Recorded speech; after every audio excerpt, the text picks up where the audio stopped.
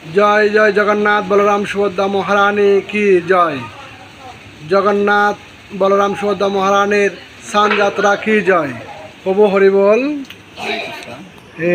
আজকে স্নানযাত্রা উপলক্ষে শ্রী শ্রী রাধাকৃষ্ণ নামহট্ট মন্দির ফটিকচুরি, আজকে এখানে কি কি আয়োজন হতে চলেছে। হরে কৃষ্ণ।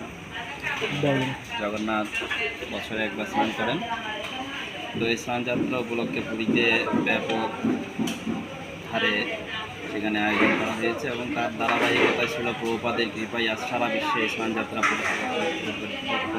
পরিচালিত হচ্ছে।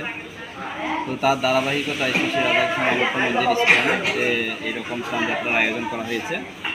তো ইতিমধ্যে আপনারা আমরা বেশ কয়েক বছর ধরে স্নানযাত্রা আয়োজন করেছি।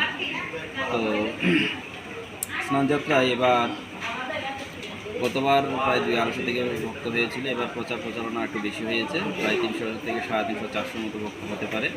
তো জগন্নাথের জন্য এদিকে দেখতে পাচ্ছেন এখানে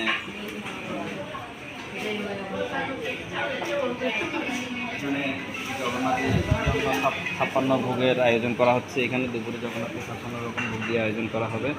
মাতাজিরা সবজি আমানি করছে এবং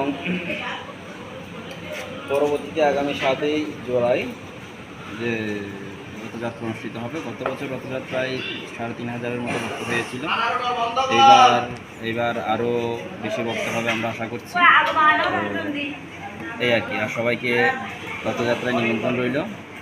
একদম সুন্দর পরিবেশে, মনোরম পরিবেশে জগন্নাথের রথ নিয়ে যাবো আমরা গ্রামের ভিতর দিয়ে। খুব সুন্দর মনোরম পরিবেশ গ্রামের ভিতর এবং হাইওয়ে রুট ধরে, চট্টগ্রাম খাগড়াছড়ি হাইওয়ের যে রুট আছে সেই রুট ধরে আমরা জগন্নাথ এই রথযাত্রায় এই রথে আহ্বান করে ভক্তের দৃষ্টি কৃপা আশীর্বাদ প্রদান করবে।